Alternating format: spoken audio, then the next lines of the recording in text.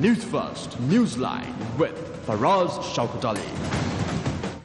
And very good evening to you and a warm welcome to Newsline Live. Now then, just as the Lanka IOC company has decided to increase fuel prices with effect from midnight tonight, 92 octane has gone up by 5 rupees and auto diesel by 5 rupees too. That's the Lanka IOC. And as I was trying to work this evening, I noticed that there were long queues at all the different petrol sheds.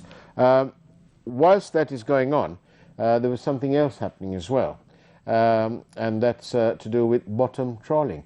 And let's find out more about that and why the law isn't being implemented. We're joined, of course, by our very political, very vociferous Mr. M.A.Sumanthiran. Very good evening to you, sir.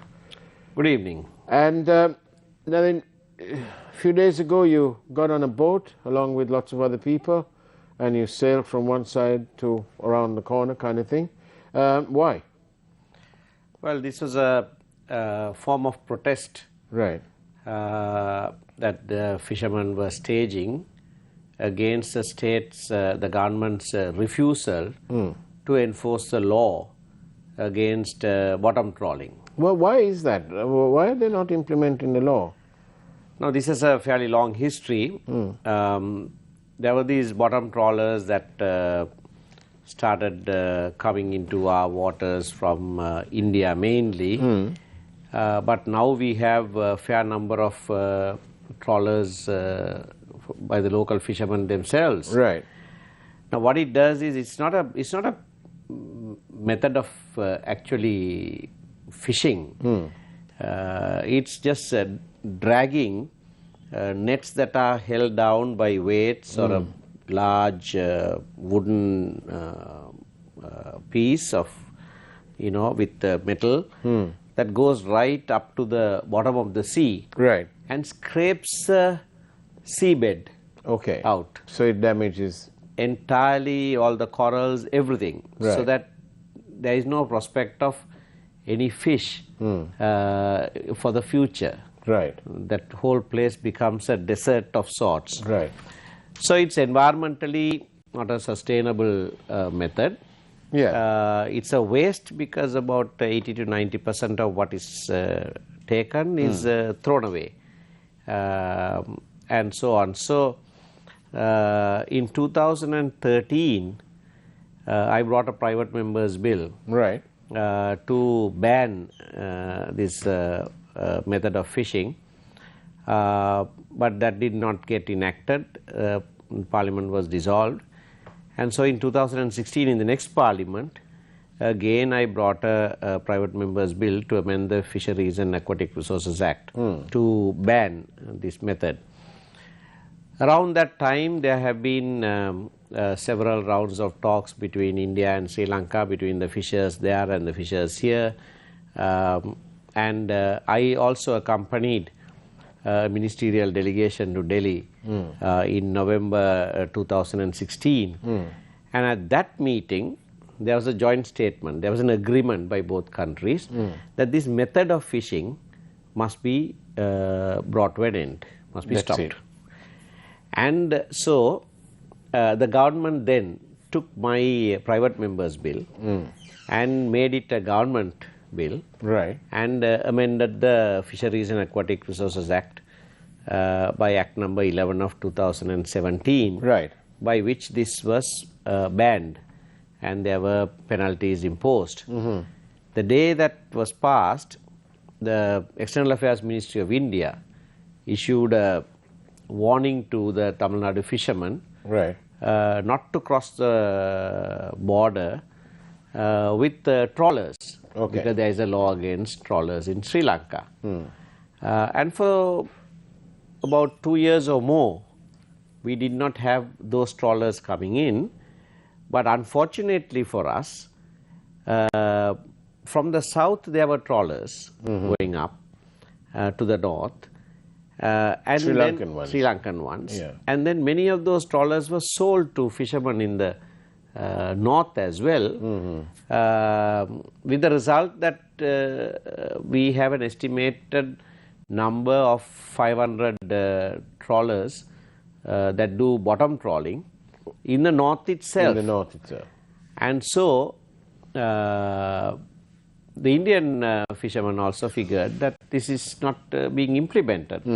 And in very recent times, they have also started coming again and damaging our fishermen's nets and so on. What's changed? Why were they, for 2 years, they were kind of quiet about it because they're obviously frightened of the law. Yeah. And the law was acted as a deterrent. That's right. What caused it to sort of disappear? Well, when they figured that that law is not being implemented, there were local trawlers as well. Right. That were carrying on this activity. So why is the Ministry of Fisheries being silent on this? What's their problem? So when that question is being asked from Minister Douglas Devananda, all he has to do, all he does, is to ask another question as to why it was not implemented during the last government. But this is of no point. That's of no point. That's not the question that is being asked of him. Yeah. The question is, why are you not implementing this law? Yeah. The answer to his question, of course, is that there was not many infringements during that time. Right. Now there is. The local fishermen say that they have to pay protection money, 5,000 rupees per bottom trawler per night. For 500, so that makes it around 2.5 million rupees 2.5 million a day. rupees goes into someone's pocket daily, on a daily basis. And do we know whose pocket it is? That's anybody's guess. Right. But clearly the minister and the Ministry of Fisheries must be aware of this. If that intelligence is available to you, yes, it must be available to yeah, them they must too. be aware of that. And for reasons best known to them, they have decided not to implement the law. And even when asked, the only response is, why was the law not implemented earlier? If the law is implemented properly, irrespective of the nationality of the boats or the fishers, either Indian or Sri Lankan, or even the Chinese, there were some trawlers from China as well. Right. Or whether it is the area fishermen or fishermen from the south, Yeah. whoever it is this method that ought to be stopped, because we will run out of fish production. There won't be fish for future generations Right. if the seabed is scraped off like this. And so I take it that by doing bottom trawling initially, you can increase your catch. Yes, naturally, because you just drag everything. drag everything in, dragnet. Right. Well, I mean, how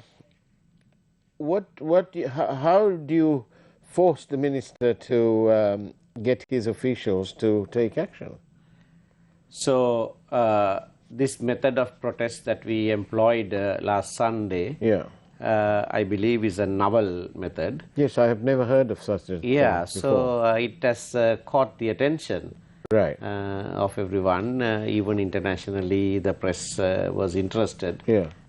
Because we have heard of processions on the ground, but we've not seen processions in the sea. No. So we had about 150 to 200 boats Yeah. sail over 100 kilometers from Mullaitivu to Point Pedro in protest. Yeah. And so people have started asking this question, as have you today, Yeah. of me, Yeah. because of what we did. Indeed. So it's focused on this problem, and I believe that will eventually yield some result. But also, tellingly, the situation in the country is so is such that we have people not only protesting on land and on the estates and in our plantation fields and so on, but now also in the ocean. That indicates to me that the problems of the people are getting more and more dire. Yes, of course. Cost of living is skyrocketing. The farmers don't have fertilizer. The very next day, on Monday, we organized protests outside every APC, and that drew large number of crowds. And we did it in a different way for that. Same time, same day, different places. All across the north and east, every APC, in front of that people said, give us our fertilizer. You can't overnight convert from chemical fertilizers to natural. This is almost like them saying, give us our daily bread. Exactly. That's what it's coming to. Because that is what it is coming to. We're going to have a serious food security issue. Yeah. Starvation is on the cards if we go on like this, because there won't be enough food production. And if the fish is also going to diminish in this way, we won't have sufficient food to feed our people. Do you detect a sort of an honorable exit clause, if we can put it like that? Because a couple of days ago I saw a statement from a agriculture secretary suggesting that the gazette was wrong, that it wasn't specifically done properly. That is correct. In fact, it was we who pointed that out. I think it was Dr. Harsha De Silva who raised it before the Public Finance Committee, and we found that the gazette was indeed wrong. It did not really ban the importation of chemical fertilizer, and properly speaking, there is no ban on it. Right. But there is no stocks available. There are no stocks available. Why can't we import it? Well, because there's no law, so we can import it and take the battle to the customs and see what they say. But there is something that is sinister that's going on. Either the importers don't have the dollars to pay, or something else. We had consignment of what was called natural fertilizers that came from China, and then was promptly sent back because it had some virus in it. Yes, and so we don't know how that came to be, how that was brought, and now we have liquid nitrogen apparently that's arrived from India. Am I right in what I've read or heard, that this has only been used for not very long in India itself? I don't know. Of course, they are testing it here before it's being authorized for use. Right. But this is all bungling by the government, either bungling or some deliberate attempt to force a crisis in the country. And do you think that the government is merely, you say bungling, but are they being ill-advised by some jobs-worthy people who think they know the answer? That also could be the reason why these things are happening. Some people, of course, suspect that you create this artificial scarcity of various things, and then somebody gets the benefit goes to in-house stooges. Well, that's what people say is happening. This is all very puzzling, because after all, the global pandemic has affected us all over the world. Yeah. And but we don't see in other countries that governments are meddling with something that seems to be working okay in terms of our agricultural outputs and so on. Teas may well get affected, and so on. So on the one side we have almost $0 from the tourism industry, almost, and as opposed to about 2 billion or whatever normally, and the worker remittances, the expatriate remittances are also down. Yeah. So it isn't it suicidal, political at that? Well, that's what we see now, popularity of the government is on a downward spiral. But as you said, it's puzzling also as to why this is being allowed to happen. One wonders whether there is some sinister motive and whether this is deliberate to destabilize the country in order to yearn for another savior of sorts. The nano fertilizer, the liquid fertilizer that's come in and now being tested, is that being imported by the government, or is there some agency, some private company? I'm not very sure about that. Right, okay. I don't know. All right. On that note, let's take a quick break. Let's take a peek at the headlines, and we'll see you on the other side of the break.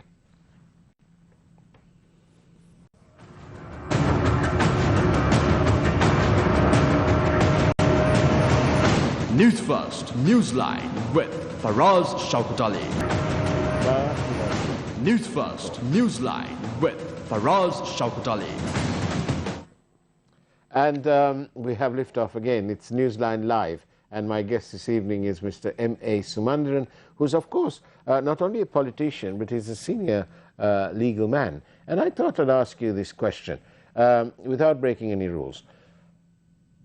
I'll ask you up front and open. How confident can the Republic of Sri Lanka be that we've got strong, independent Supreme Court?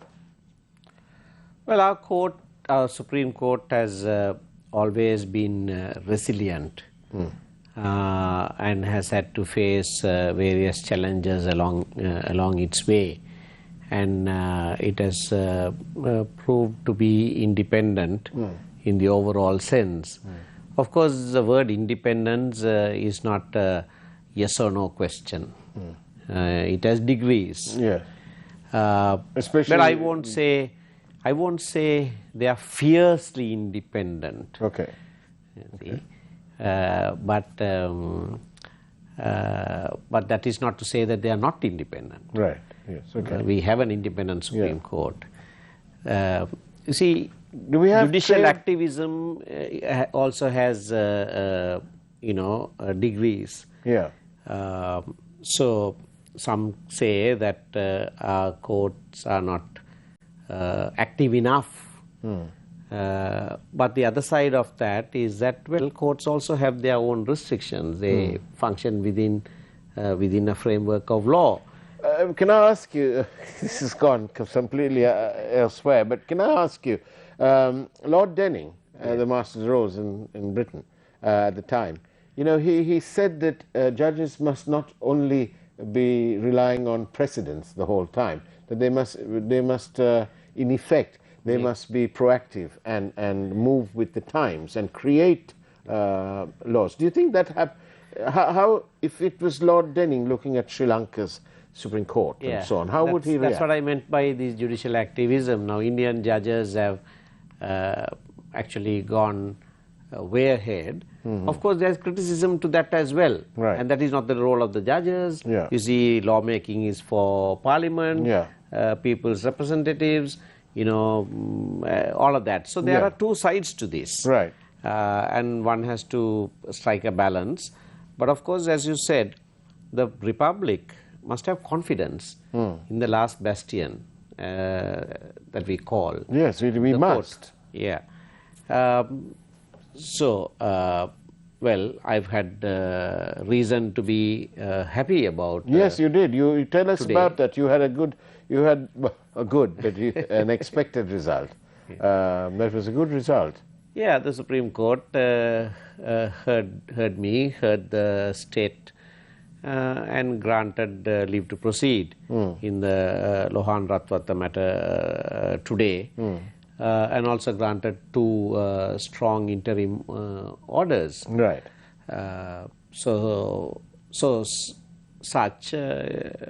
Give us confidence.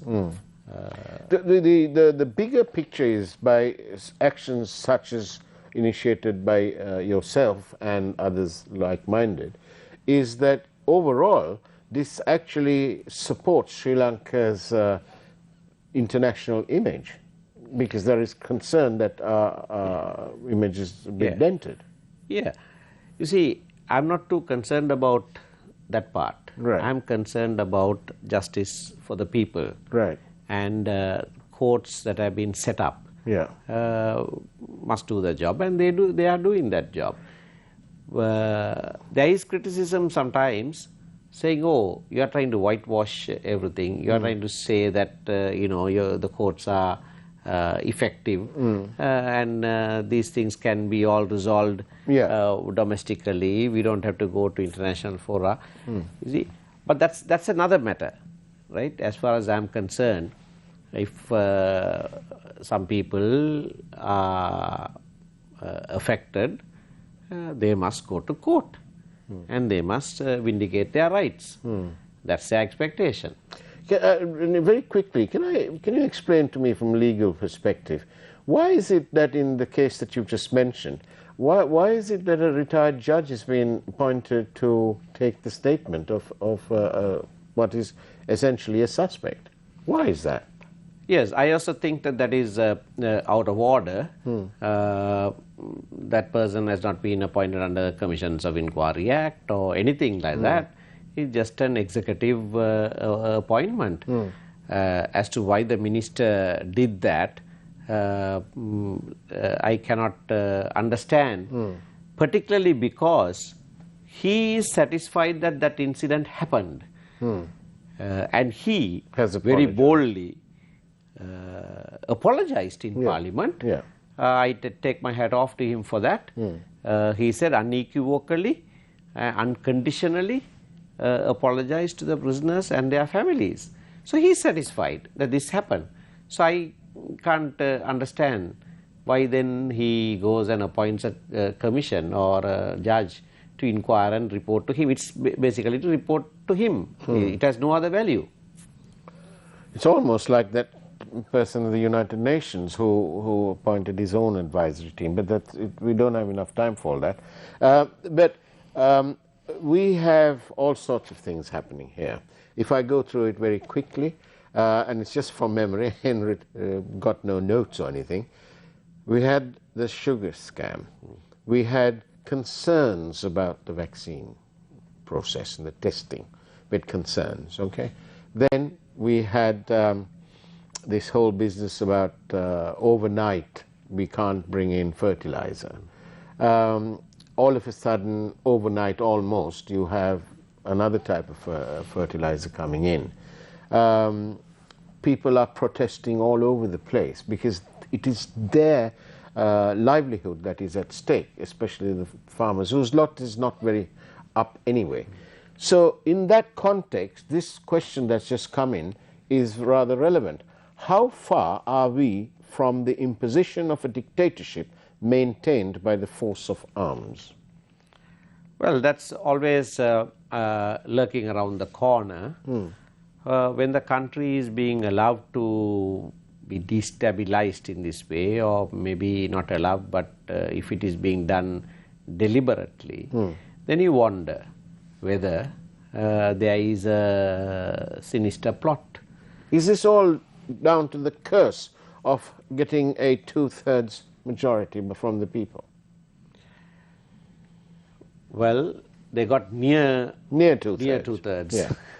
And some misguided people went and voted with them to give them the 2/3. Yeah. Well, I think I can agree with you on that. If that wasn't given, perhaps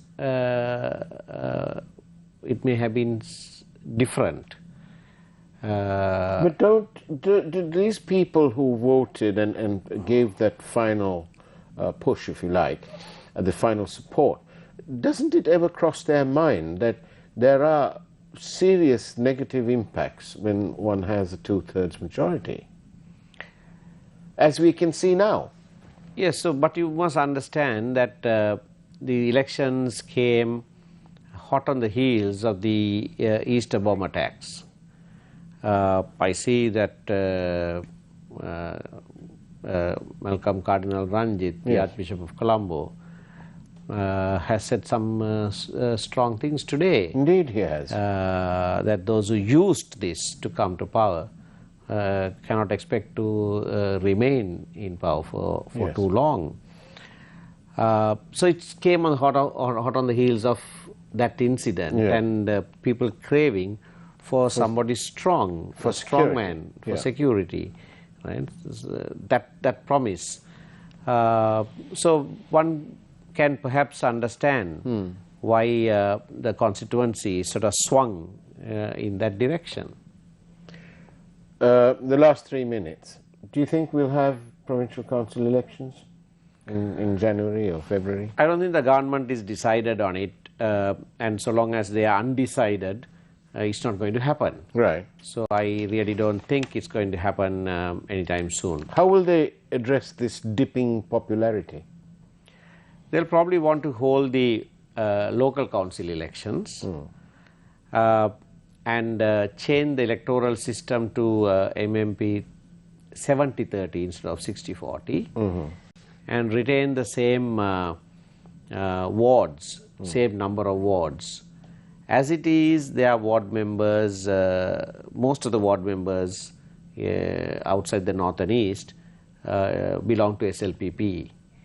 And I think this budget, there'll be a fair sum allocated to local council ward members to spend in their wards. It's a bit like the sweetener that you have in your coffee. And so they'll probably hope Yeah. that those ward members who are presently the incumbent will hold their seats, and if that is 70%, and they can take about 55% of that, they'll take the majority number of local councils. Can you, we've got a minute left, can you let me in on a secret, let the Republic in on a secret?